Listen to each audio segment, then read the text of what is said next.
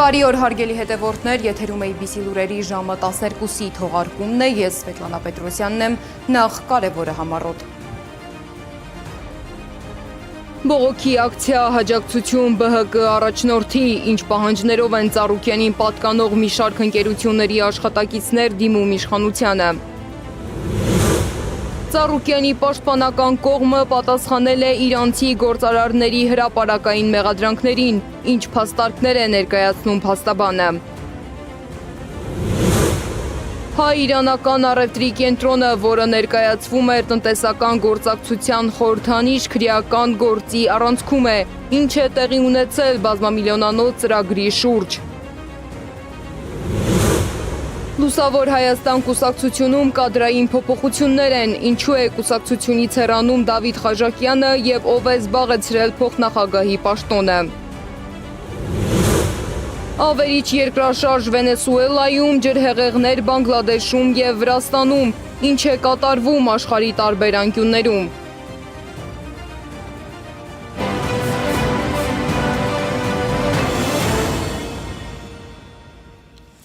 Արարատ ցեմենտ գործարանը, որի աշխատանքը դադարեցվել էր ԲՀԿ առաջնորդ Գագիկ Ծառուկյանի տանն ու նրան պատկանող ընկերություններում սկսված խուզարկությունների հետ միաժամանակ, շարունակում է աշխատել բնականոն ռեժիմով, հայտարարել է էկոնոմիկայի նախարար Գևորգ Պապոյանը։ Հիշեցնեմ, որ Նիկոլ Փաշինյանը Լոռիում քարոզարշավի ժամանակ հայտարարել էր, որ Ծառուկյանի բիզնես ողնաշարը Արարատ ցեմենտ գործարանը լինելու է պետական և պատկանելու է Հայաստանի Հանրապետությանը։ Մինչ իշխանությունը հայտարարում է, որ Արարատ ցեմենտ գործարանը շարունակում է աշխատել բնականոն ռեժիմով, Գագիկ Ծառուկյանին պատկանող մի շարք այլ ընկերությունների աշխատակիցներ պնդում են, որ հայտնվել են հարկադիր պարապուրդի մեջ։ Հենց այդ պատճառով էլ հանգստյան օրերին նրանք բողոքի ակցիա են անցկացրել ի պաշտպանություն Գագիկ Ծառուկյանի, հայտարարելով, որ ստեղծված վիճակի հետևանքով զրկվել են եկամտի աղբյուրից։ Մեր աշխատաթիմում կան նաև Արցախից բռնի տեղահանված քաղաքացիներ։ Իրենք հիմնականում մեծ մասը աշխատում են մեծ սեփականատիրոջ ստեղծած աշխատավայրերում և մեծամասնությունը ավելի շատ վարձով բնակվողներ են, որոնք ունեն օրվա տան վարձը տալու խնդիր, ունեն օրվա հացի ապրուստի խնդիր, ունեն վարկեր, ոչ մեկ դրա մասին չի մտածում, հարկադրաբար այդ մարդկանց զրկել են իրենց ապրուստի միջոցից։ Մեր մոտ աշխատում է 3 համագարկ, 3 գազམ་ագերությունների հետ, որը ապահովում են DMS դրությամբ համագարկ աշխատանքային, ուրեմն երբ որ կվերացվին այս սարքերը, սերվերները, մեր լրիվ աշխատանք այսօր խափանված է։ Եվ Mini-ի հետ, և BMW-ի հետ, և Rolls-Royce-ի հետ։ Մենք չենք կարողանում ոչ մեքենանի պատվերներ տնել, ոչ այլ աշխատանք դանել։ Ասեմ նաև, որ մենք հիմա մեր սերվիսում ունենք 17 մեքենա, դարբեր մարդկանց, որ բերել են այստեղ օգտվելու համար մեր սերվիսից։ Դրանց մեքենաները նաև հիմա այստեղ գալանքի տակ են, փաստորեն, այդ մարդիկը մի շաբաթ է չեն կարողանում վերցնել իրենց մեքենաները։ 10 տարի ստեղ աշխատում եմ ու պարոն Ծառուկյան ամեն հարցում մեր մեջքին կանգնած ա եղել, մենք մեզ պաշտպանված ենք զգացել։ Ինչ այսօր ոնց որ անտեր լինենք, ինչի համար։ Հասարակ ժողովուրդը ինչի համար պետք է այսօր ընկնի։ Չէ որ մենք հայ ենք ու ապրում ենք Հայաստանում։ Ուր գնանք Չինաստան։ Ուր գնանք։ Ծառուկյանին աջակցող հայտարարություններով են հանդես եկել նաև հասարակական, մշակութային և այլ ոլորտների ավելի քան 100 ներկայացուցիչ։ Նրանք պահանջում են դադարեցնել քաղաքական հետապնդումներն ու ճնշումները, տեղի ունեցողը որակելով մարդու իրավունքների խախտում։ Մինչ հանրային և քաղաքական քննարկումները շարունակվում են, պաշտպանական կողմը փորձում է պատասխանել Իրանի Իսլամական Հանրապետության քաղաքացիների վերջերս հրապարակված նամակի վերաբերյալ հարցադրումներին։ Փաստաբանի խոսքով իրանցի գործարարների ներկայացրած մեղադրանքները չեն համապատասխանում իրականությանը, իսկ կողմերի միջև եղել են պարտքային պարտավորություններ, որոնք փաստաթղթերով ամրագրված են։ Այս գործողությունների նպատակը ըստ եղած փաստերի ակնհայտորեն իրենց ֆինանսական պարտավորությունների կատարումից խուսափելն ու պարտքի վերադարձը բացառելն է։ Փաստաթղթերի բովանդակությունը եւս մեկ անգամ վկայում է, որ Գագիկ Ծառուկյանի նկատմամբ հնչեցված մեղադրանքները չեն հիմնավորվում օբյեկտիվ փաստերով, իսկ նախաձեռնված քրեական վարույթը հիմնված է այնպիսի պնդումների վրա, որոնք ակնհայտ հակասում են արդեն իսկ գոյություն ունեցող փաստաթղթերին եւ դատական ակտերին։ Իսկ 2024 թվականին մեծ շուկով բացված հայ-իրանական առևտրի կենտրոնը, որը ներկայացվում էր որպես երկու երկրների տնտեսական գործակցության խորհրդանիշ եւ տարածաշրջանային խոշոր բիզնես հարթակ, ընդամենը 2 տարի անց հայտնվել է Գագիկ Ծառուկյանի դեմ հարուցված քրեական գործի կենտրոնում։ Ինչ է տեղի ունեցել հայ-իրանական այս բազմամիլիոնանոց ծրագրի շուրջ, ինչի համար են մեղադրում Ծառուկյանին, ինչու է այս պատմության մեջ ներգրավել նաև Իրանի դեսպանը, Սեդա Գյուրեղյանի ռեպորտաժում։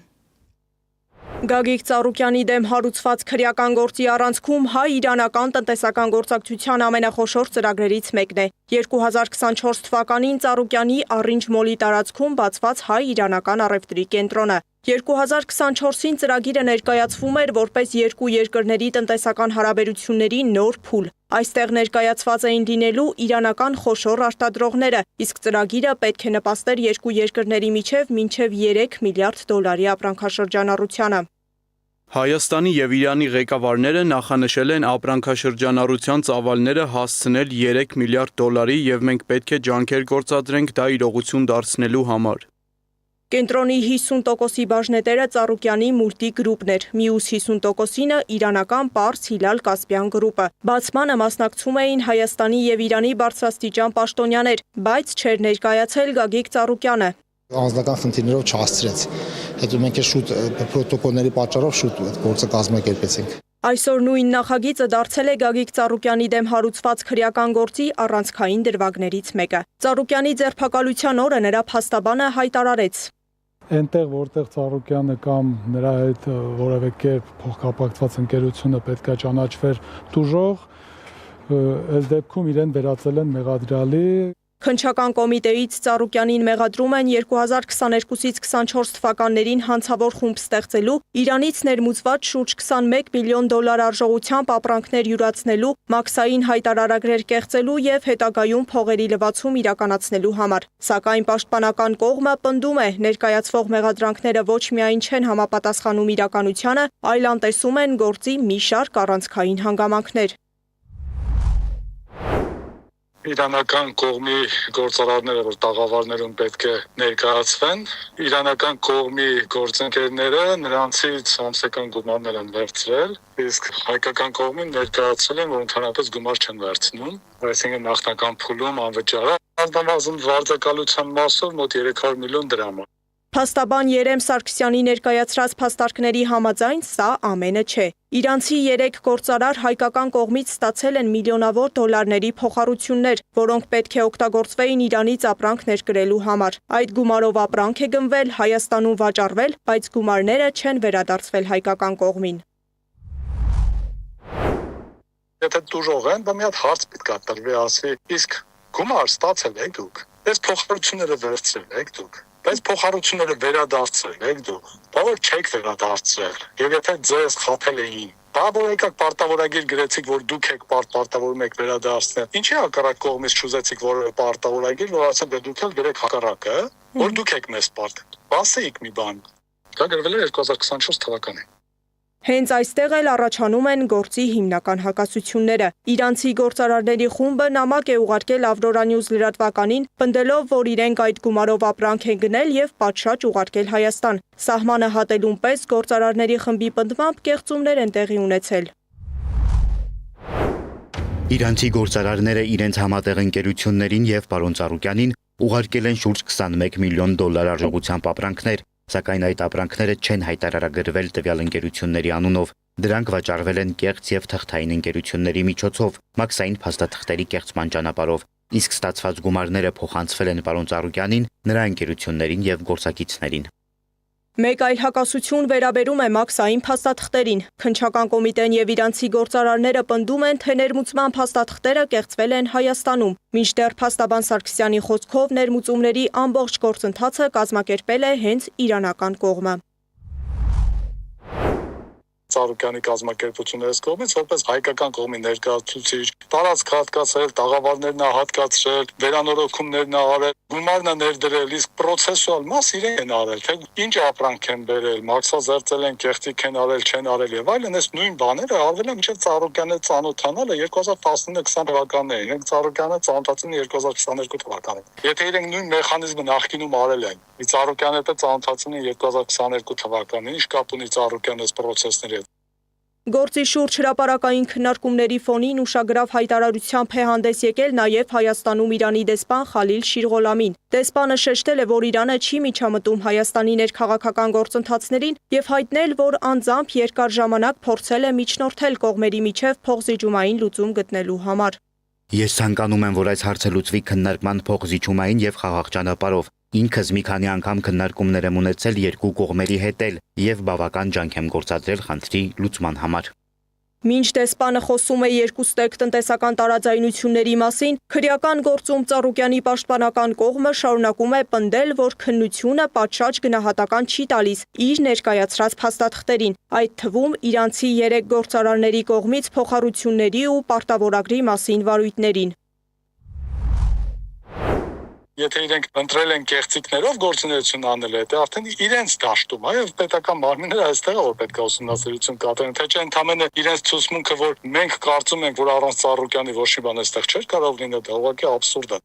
Իրանում այս պահին նույն հարցով դատական ակտիվ գործընթաց կա, որի շրջանակում ընդգրկված են մեղադրյալներ, բայց թե ովքեր են գործով մեղադրվողները եւ Ծառուկյանը նրանց շարքում է արդյոք, ոչ իրանական, ոչ Ծառուկյանի փաստաբանական թիմը տեղեկություն չեն հայտնում։ Սեդա Գյուղեղյան, Նոնա Գևորգյան, ABC Media։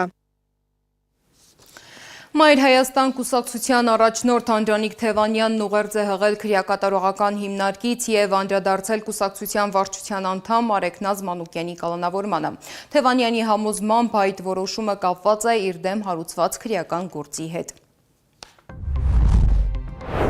ՔԿ-ն գործը կարելու հրահանգստացել է ու կարել է։ Հիմա անցել է ակնհայտ ահաբեկության եւ կարմիր գծերը հատող ապօրինի գործողությունների։ Եթե այս ապօրինությունների ու բռնաճնշումների դեմը միասնական ջանքերով չառնենք, ապա վաղը Հայաստանի քաղաքական դաշտում որևէ ընդդիմադիր գործիչ ազատության մեջ չի լինելու։ Իդեպ իր բրիֆինգում զիջումների անոնսը արդեն տվեց։ Նախապես իր զիջումների գլխավոր պատասխանատու նշանակելով իբր իրեն ձայն տված ՀՀ քաղաքացիների մեծամասնությանը։ Արցախի ճակատագրից խուսափելու միակ տարբերակը համատարած դիմադրությունն է։ Այս ամենը հարձակում չէ առանձին վերցված մեկ կուսակցության կամ անձանց դեմ։ Սա հարձակում է հայկական պետականության, մեր արժեքների ու բոլորիս դեմ։ Արեգնազ Մանուկյանի կալանավորմանը հայտարարություններով են հանդես եկել նաև ազգային ժողովի ընդդիմադիր կին պատգամավորները։ Նրանք պահանջում են վերանայել խափանման միջոցը, ընդգծելով թե Մանուկյանի հանրային գործունեությունը, թե անչափահաս երեխա ունենալու հանգամանքը։ Համոզված լինելով, որ հարուցված քրեական վարույթն ակնհայտորեն ունի քաղաքական ենթատեքստ, նաև խիստ վիճահարույց է օրինական հիմքերի առկայությունը, այդուամենայնիվ արձանագրում ենք, որ կալանքը քրեական դատավարության մեջ խափանման ծայրահեղ միջոցն է եւ կիրառվում է, երբ ավելի մեղմ միջոցներով անհնար է ապահովել վարույթի բնականոն ընթացքը։ Օրենքի գերակայության, մարդու ազատության եւ անմեղության կանխավարկածի սկզբունքները պահանջում են, որ յուրաքանչյուր նման որոշում լինի համաչափ, բավարար հիմնավորված եւ անխուսափելի։ Մենք ազգային ժողովի ընդդիմադիր կին պատգամավորներս մեր ամբողջ զորակցությունն ենք հայտնում Արեգնազ Մանուկյանին եւ նրա ընտանիքին, համոզումով, որ խոսքի, խղճի, քաղաքական հայացքների եւ գործունեության ազատությունը անկասելի արժեքներ են։ Քաղաքական դաշտում կադրային փոփոխություններ էլ կան։ Դավիթ Խաժակյանը հայտարարել է, որ հեռանում է Լուսավոր Հայաստան կուսակցությունից, ավարտելով ավելի քան 2 տասնամյակ առաջ սկսված իր քաղաքական ճանապարհի կարևոր փուլերից մեկը։ Նույն քաղաքական ուժը նաև տեղեկացրել է նոր նշանակման մասին։ Կուսակցության փոխնախագահ է ընտրվել Գևորգ Գյորգիսյանը։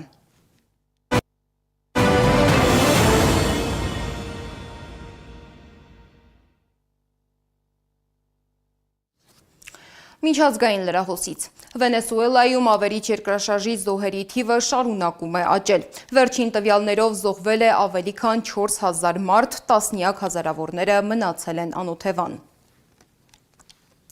Ծանր վիճակ է նաև Ասիայում։ Բանգլադեշում ուժեղ ջրհեղեղների եւ սողանքների հետևանքով տասնյակ զոհեր եւ 100 հազարավոր տուժածներ կան։ Նախնական տեղեկությունների համաձայն 51 մարդ զոհվել է, եւս 39 վիրավորվել։ Բնական աղետից ընդհանուր առմամբ տուժել է 1 միլիոնից ավելի մարդ։ Ջրհեղեղի հետևանքների դեմ պայքարում է նաև հարևան Վրաստանը։ Թել Ավիվում տեղի ունեցած ջրհեղեղը տեղական լրատվամիջոցները անվանում են վերջին տասնամյակների ամենաուժեղներից մեկը։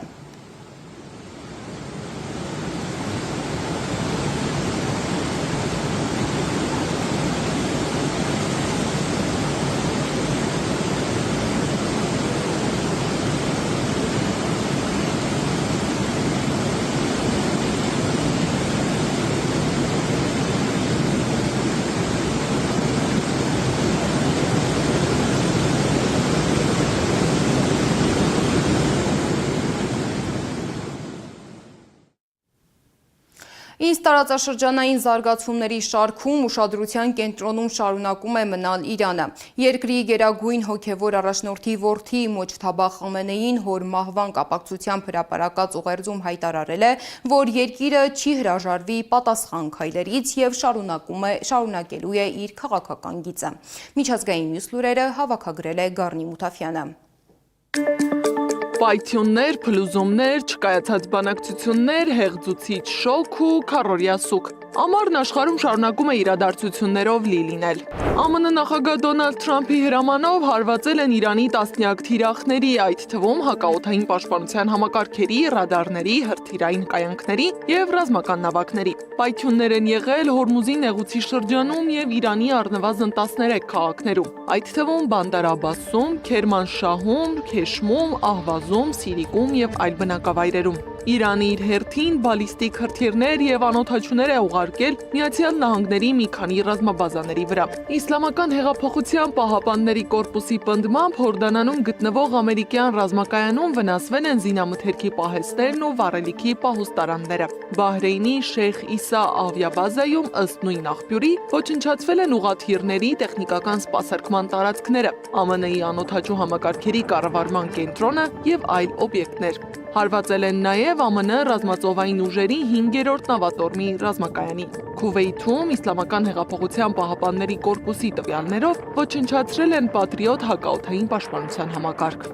Իսլամական հեղափոխության պահապանների կորպուսը հայտարարել է, Հորմուզի նեղուցը փակ է այն բանից հետո, երբ անանուն նավը փորձել է անջատված համակարգերով անցնել այն, գործածելով չնախատեսված երթուղի։ Կորպուսը սպառնացել է հարվածել Մերձավոր Արևելքում գտնվող թշնամի ռազմաբազաներին, եթե երկիրը ենթարկվի հետագա ագրեսիայի Հորմուզի նեղուցը փակելու որոշումից հետո։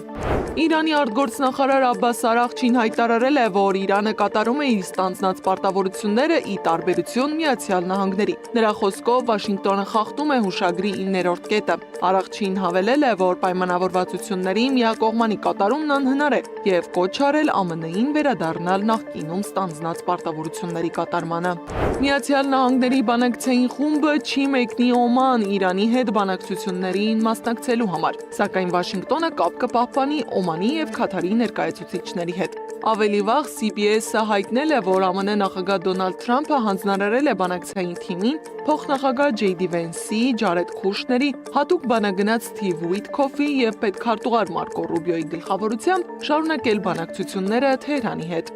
Իսրայելում խորհրդարանի ընտրությունը նախատեսված է հոկտեմբերի 27-ին, իսկ Քնեսեթը Իսրայելի խորհրդարանը կլուծարվի հուլիսի 17-ին։ Գալիք ընտրությունը կլինի առաջինը վերջին 38 տարվա ընթացքում, որը տեղի կունենա օրենքով սահմանված ժամկետում։ 74 տարեկանում մահացել է Համադ բին Խալիֆա Ալ-Թանին։ Նա ղեկավարել է Քաթարը 1995-ից 2013 թվականներին։ 2013 թվականի հունիսին նա կամավոր հրաժարվեց գահից հօգուտ իր որդու, ներկայիս Էմիր Շեյխ Թամիմ բին Համադ Ալ-Թանիի։ Քաթարում քառօրյա սուկ են հայտարարել երկրի նախկին էմիրի մահվան կապակցությամբ։ Հուլիսի 13-ից սկսած նախարարությունները, պետական գործակալությունները եւ այլ պետական հաստատությունները կդադարեցնեն գործունեությունը, կիչեցնեն պետական դրոշները։ Չինաստանի Չժան-Ցզյակաու քաղաքում ճանապարհի մի հատված փլուզվել է, ինչի պատճառով 3 ավտոմեքենա ընկել է փոսը։ Նախնական տվյալով 1 մարդ զոհվել է, եւս 2-ը տարբեր աստիճանի վնասվածքներ են ստացել։